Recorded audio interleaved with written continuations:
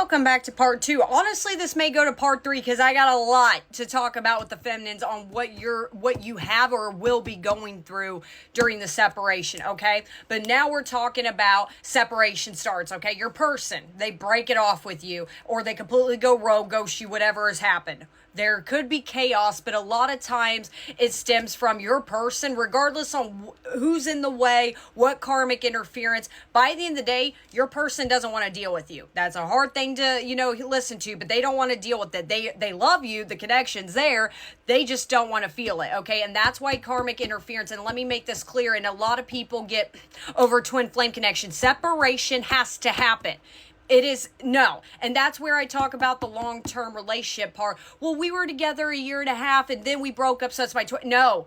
Activation starts when you guys first meet, and separation has to happen. Why does separation happen? I don't get why it has to happen. Because odds are you and your twin have shared similar traumas at a very young age, okay? And that's where the telepathy comes in. And again, you can pick up that you've known them. You guys, in a funny way, yes, the societal differences are there, but you guys in your own right live very similar lives, and a lot of it's bringing out the dark side in the both of you, okay?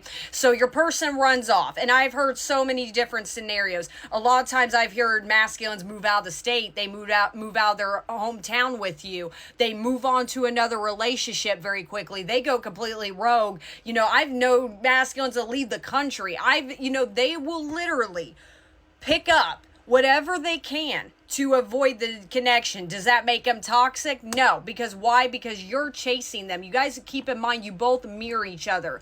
And in a lot of ways, twins, not in a lot of ways, that is 100% the fact. Twins meet because you both are broken in your own right. There is a lot of traumas and unhealed versions of yourselves that as time has moved on with the two of you, and I'm talking about your first initial union, your guys' dark sides are going to start to come out as far as that reflection of you. So, for example, your person ran off to a karmic. Why is that?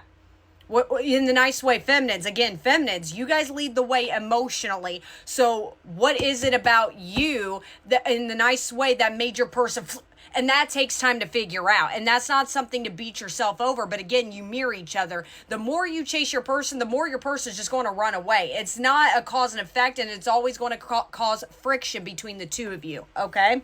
Hold on one sec. So now the separation actually happens, okay? Feminines. Well, gosh, what do? You're broken. You're completely devastated. You don't get it. Yeah, karmics could be in the way, whatever your guys' circumstances is. But by the end of the day, you would really question yourself, why did it end? This could be fixed. This could really be fixed. Why did my person run on me? You're going to go nuts. You're going to feel longing. It's going to be extremely painful. Probably one of the most painful endings you will ever go through. And I'm not talking, like I said, and that's another big one. And I'm not talking like your person left and all of a sudden you're like, immediately when they leave, it kind of destroys a part of you. And it's hard because you're watching the other half of you literally walk away from you. It's hard to kind of decipher everything. It will be one of the most painful things internally you will ever go through. And if in a nice way, if this was a breakup you brushed off in a couple weeks, nope. So now let's break it down. Number 1, Kundalini awakenings. What is that? That is all of your chakras opening up kind of all at once. Sometimes for some it takes time. Some of it's like kabang. What is a Kundalini awakening? It's pretty much, again, all of your chakras are opened up. You are going to become and I'm talking about the feminines, okay? You are going to be very aware of your surroundings. Can I give you an example of my Kundalini awakening? I will give you that. And again, leave in the comments what your Kundalini awakening kind of looked like, because man, oh man. Kundalini awakenings, that's when your psychic abilities will start enhancing. You're going to become very sensitive to your surroundings. Now, we're not talking your twin. Scratch your twin. You are going to become very sensitive. This is the part, Kundalini, literally cuckoo. You're going to feel like you're nuts. I'll give you an example for mine. This is a joke because I'm having a coffee and this is going to explain why. Okay, I became very extremely sensitive to foods. Now, this is my example. Again, leave in the comments if you could relate or whatever you went through. I became extremely sensitive to food. Okay, now before my Kundalini awakenings, I was, and I'll be honest, I was that person that bitched and moaned about how I wished my life was different, but yet I did nothing about it. And at the time before I went through all this awakening right there, I wanted to lose weight. And, you know, back a few years ago, I was overweight, but I was very unhappy with the way I looked. But again, I would constantly complain about it, but would do nothing about it. Well, all of a sudden, my Kundalini awakenings hit. And guess what? Out of nowhere, for one, I already felt like I was driving myself mad because of all the pain that was going through. And all of a sudden, every time I would eat certain foods, it would taste very chemically. It would taste like I was eating poison. I couldn't swallow it. When I tell you I drove myself mad for a good couple of weeks over food because I was really trying to, this sounds hysterical, manipulate my taste buds into thinking that I literally checked myself into my doctor to see if I was sick. I really thought I was getting sick and nothing was wrong. And turns out nothing was wrong. What was happening? Again, I'm using my example. Remember how I deviated off for myself, that I complained about my weight and did nothing about it? That was my spirit team's way of saying, do something about it. So for my case, I learned kind of quickly, okay, I'm not supposed to have Taco Bell 4 days a week. I'm not supposed to drink a 44-ounce Pepsi every day. I had to learn to protect my vessel. Now, when I say all this, I don't mean, like, again, I'm having my coffee right now. You know, it's not that, like, I still don't enjoy foods every now and then, but I've learned how to balance my life out. I really became a health nut.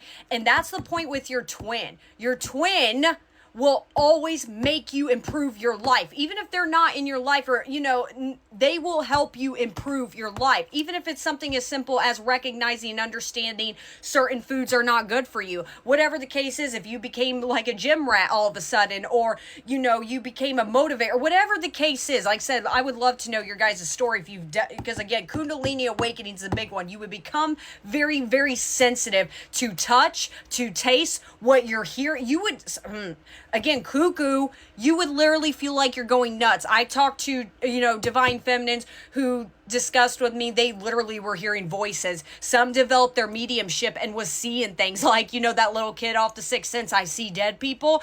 Some go through that. Some would literally start, you know, even if they're not eating or drinking anything, something would kind of taste weird to them. They would hear things. Even if it's something simple as somebody grabbing your hand, do you have a memory of pulling away and go, because there's something wrong with that energy? You would become extremely sensitive to your surroundings. Back to my food scenario, you know, I really learned how to take vitamins, you know, understand, like, to drink water, you know, to eat more fruits and veggies. Like, I really learned how to balance my life out. And why? Because, and in this case, it's because of your twin. Now, your twin didn't make you go through that Kundalini awakening. Well, they kind of did. But again, even though whatever has bettered your life, it's not just your person. It's more of, again, that's the number one thing to identify a twin flame compared to a karmic. A twin will better your life on every step of the way. Are you going to slip and fall and make hiccups and have some form of frustration? Yes, that's normal, but it's going to better your life. And that's point number 2. You as the feminines, again, you guys lead the way. Yes, even though the breakup, whatever the circumstances, whatever the case is, could be very painful. It's very gut-wrenching. It is horrible. You're also the quickest to get up and do something about it. Again, are you going to make hiccups up throughout the journey? Yes. Are you going to make mistakes? Yes. But that is the beautiful part about you are willing to keep going. Because I hear these comments a lot. Well, me and my person been separated for 2 years. I do no wrong. They are a POS, and that's a car. I can tell you right now that's a karmic. Nice way, if you've sat around for however long going, my person's all the time, you're sitting in your ivory tower a little too much. Twin flame journeys humble you to not sit in your ivory tower. They're going to let you know, I'm talking about your spirit team, that you could point the finger for so long before you point the finger at yourself. Why is your person rejecting you? Why is your person moving on to other people? Why are they ignoring you? What is going on? And a lot of that stems from childhood healing, and that's point number 3, and that is shadow work. Go within the depths of your dark side and really come face to face with it and move it out of the way, and that takes time. And that is why separation happens for so long. And I get this number 1 comment, we're going to go to part 3, of when's my twin coming in? When's my twin coming in? Why do you want to know so bad when they're coming in? They're there with you in here and here and all around here. Why, in the nice way, why are you fixated on the time?